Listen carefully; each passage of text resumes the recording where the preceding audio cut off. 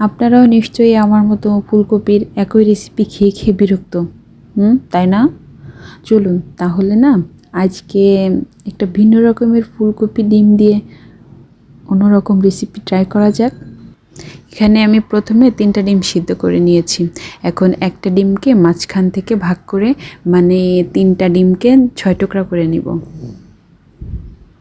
তারপর একটি পাত্রে রান্নার রেগুলার তেল দিব। তেল দিয়ে তেলটা গরম হয়ে গেলে সামান্য একটু লবণ আর হলুদ দিয়ে নিব। এখন ডিমগুলোকে একটু ভেজে নিব।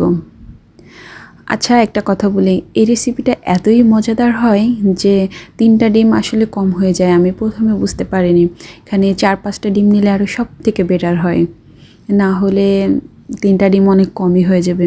আচ্ছা আমার ডিম ভাজা হয়ে গেছে, এখন তুলে নিব। এই যে ডিম ভাজা হয়ে গেছে, তুলে নিয়েছি। এখন ওই একই তেলের ভিতর দিয়ে নিব ফুলকপি। আর এখানে আমি ছোট সাইজের 1-2টা আলু নিয়েছিলাম আমার বেবির জন্য। আপনারাও চাইলে নিতে পারেন, আবার নাও নিতে পারেন। এখন ফুলকপির ভিতর লবণ আর সামান্য একটু হলুদ দিয়ে নিব কালারের জন্য। দিয়ে এই 2-3 মিনিট হালকা করে একটু ভেজে নিব।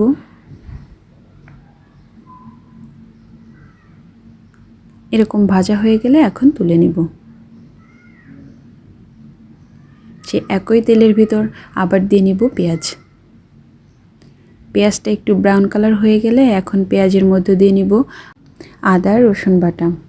এখন পেঁয়াজের সঙ্গে একটু সামান্য 5-6 সেকেন্ডের মতো ভেজে নিব।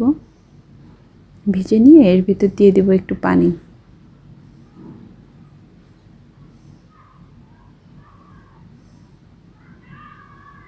এখন নিব লবণ, হলুদ, ধনিয়ার গুঁড়া, জিরার গুঁড়া, মরিচের গুঁড়া। এইগুলো হচ্ছে 1/2 চামচের মতো করে নিয়েছি আমি। এখন সব মশলাগুলোকে 2 মিনিটের মতো কষিয়ে নেব।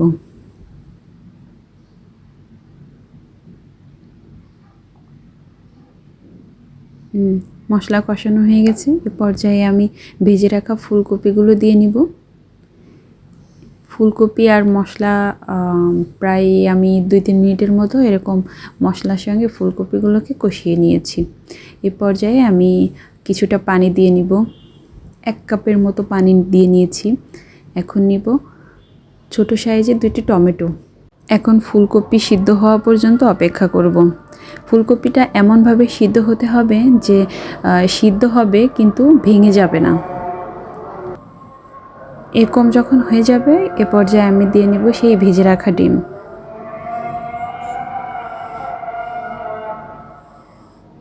ডিমগুলো দেওয়া হয়ে গেলে এখন কিছুটা ধনিয়ার পাতা কুচি দিব। তো আমার রান্না হয়ে গিয়েছে। দেখুন দেখতেই কতটা ইয়াম্মি লাগছে, তাই না?